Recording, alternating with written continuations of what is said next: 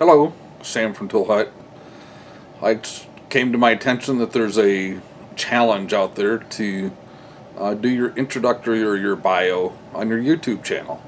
So here's mine. I started like a lot of guys my age, working at a gas station, fixing tires, pumping gas, stuff like that. Yes, I'm that old. Then I went to working on motorcycles. We're assembling Honda motorcycles at a Honda dealership, still in high school. And just after high school, I started automotive college at Lincoln Technical Institute. Made it 3 sessions or whatever you want to call them. I don't remember what they called them. 3 5-week classes. And shortly after that, came back home from there and joined the Navy. Spent a couple years there. And I came home from the Navy and I worked at another gas station. But it was instead of just doing tire repairs and oil changes, I was, I guess, a level up. I had a mentor, a pretty good guy, probably one of the smartest techs I've worked with to date.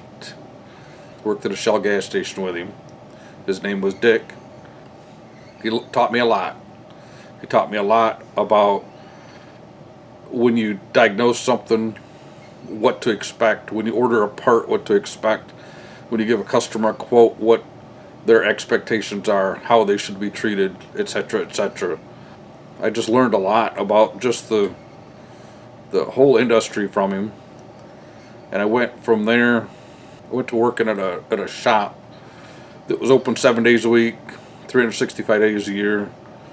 And I worked there for a few years, mostly as never really the lead tech, but kind of the middle guy, doing brakes and front end, doing some alignments, very few alignments. I hadn't really caught onto the whole alignment thing yet, but we had an Allen Smart Scope, and I was the guy that was in charge of running the 20-minute test at the end of every tune-up.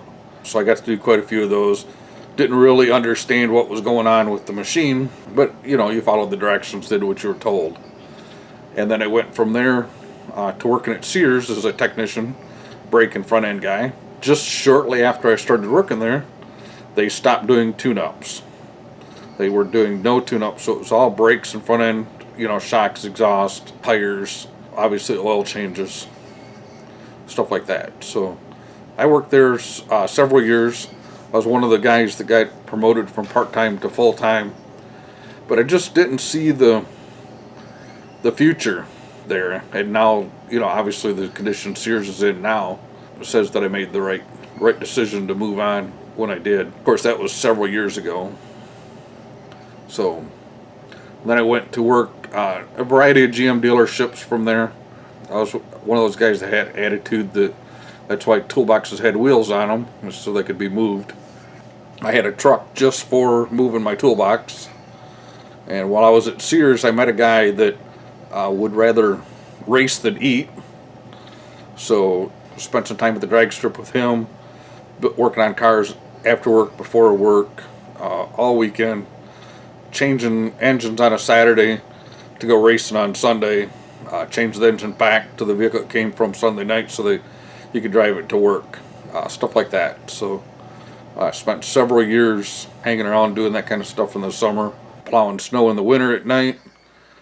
So just working, started building my own race car, raced 3 or 4 seasons out to the drag strip, and I just never really got the passion for it where I'd rather do that than eat. I love doing it, don't get me wrong, but I just never got the serious bug, I guess. I enjoy it. I still like going out there today even.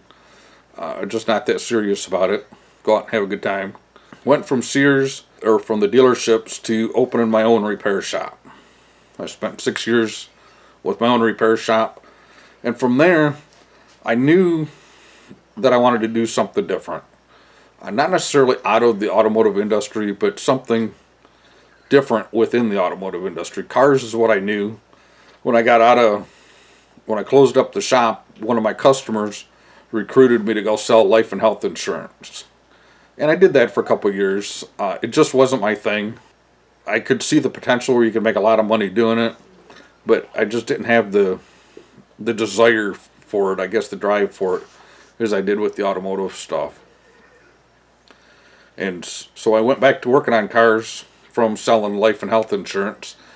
And shortly after I went back to working on cars, I got a call from what was Vitronics to be a representative for them selling scan tools in 2005, and covering mostly the eastern side of Michigan, the greater Detroit metro area, selling scan tools for them.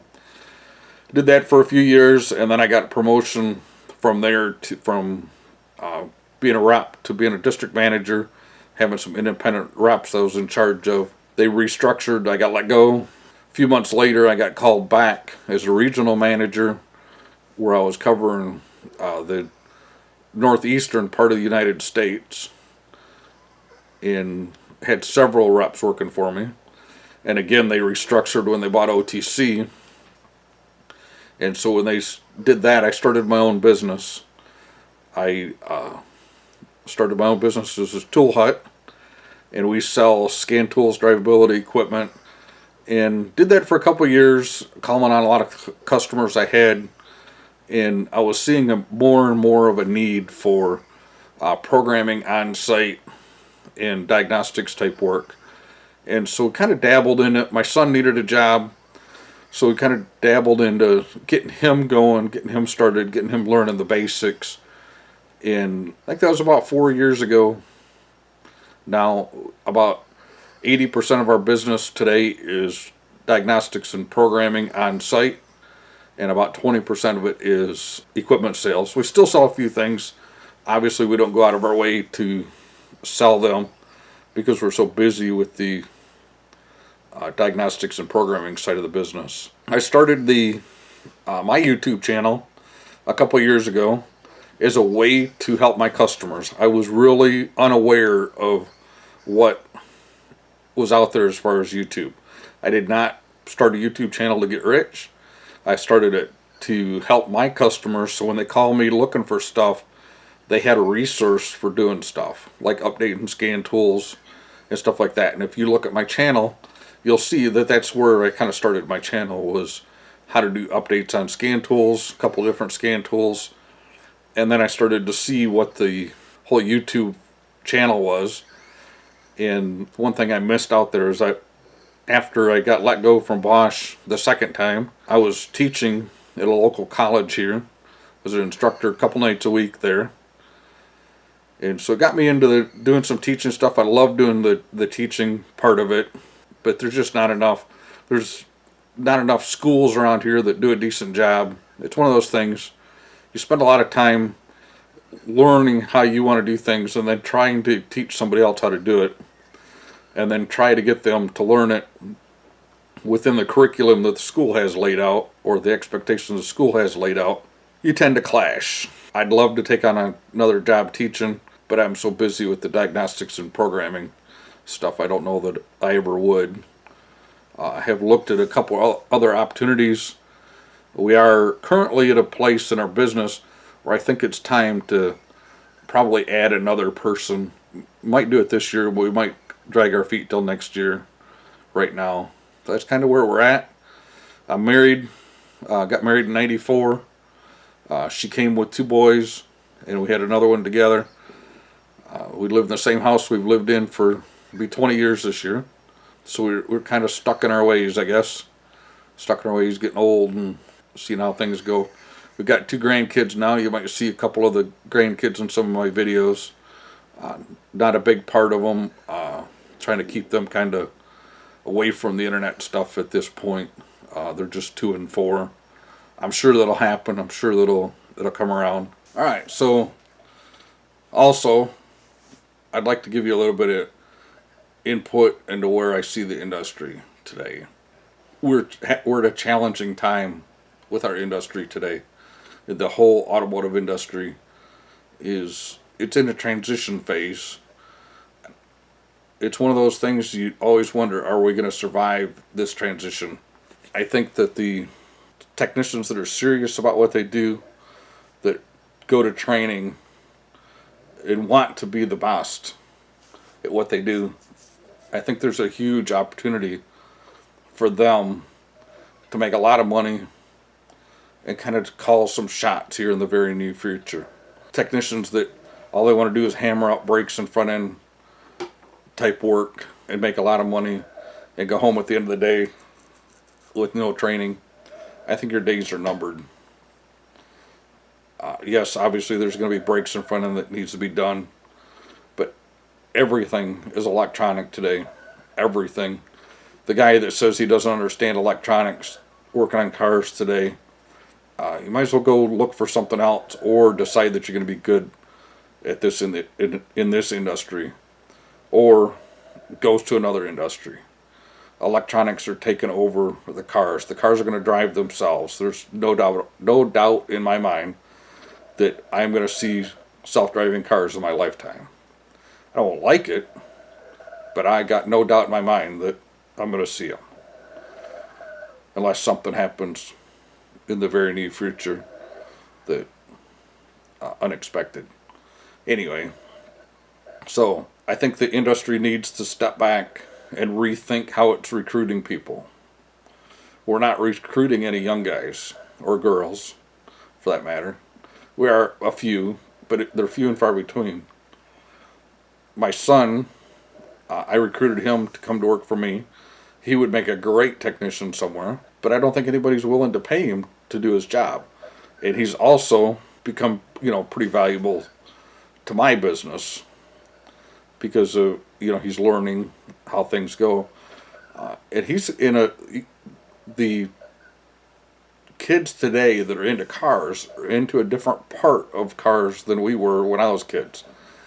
They're into the tuning aspect of it. They're into the lowering suspension type stuff. There's no reason that we can't capitalize on some of those younger people working on some of these cars and attract them to our industry.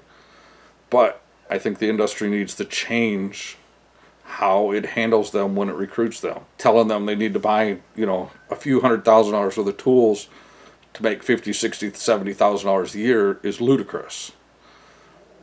We need to come up with a living wage for a guy starting out or a girl starting out. We need to have the shops supply the tools. It's just going to have to happen. And if the shop doesn't want to supply the tools, then, go sell HVAC units or something like that. I think it's time that the shops, that automotive mechanics or technicians are treated like every other industry, where the business buys the equipment.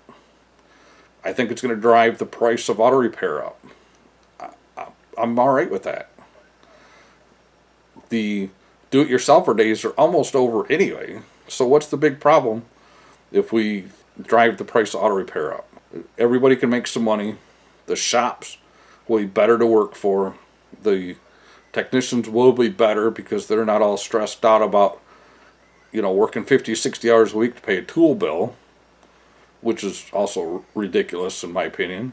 So I think there's some things in the industry need to change. I don't think it's undoable, but we're almost to a point right now that if we don't do something about it, it's going to get really bad before it starts to improve. I think our whole certification system needs to go away. I don't think ASE has done a good job. I actually think they've done our industry a disservice, in my opinion. I think we need nationwide certifications, mandatory, and not the testing type that we have today. A person that cuts hair has to go in front of a board and show people. They have to do a physical appearance in a building and show that they can cut hair. And if it's that important to cut hair, then those people should have to come on site and be certified that they know how to work on cars. I think we need a nationwide training registry or whatever you want to call it. So if you go to training, qualified training, you go into this registry as taking this class. Yes, there's going to have to be some changes with the training that's done today, pre-testing and post-testing, because we need some standardization. There's a lot can happen in this industry. There's a lot of changes that need to happen, but I also don't think that it's undoable at this point. I've made a lot of money in this industry. It's done me good, but I can also see the change in the tides coming. My son's gonna, I think he's gonna excel in the diagnostics and programming side of the business because that's where he was brought into it. And I think that's going to be really a good place to be in a few years, because I don't think there's going to be enough qualified technicians that understand diagnostics and drivability. And it's just a shame. We've had electricity in cars since they came out, and a lot of guys don't understand how to use a test light. Have a great day.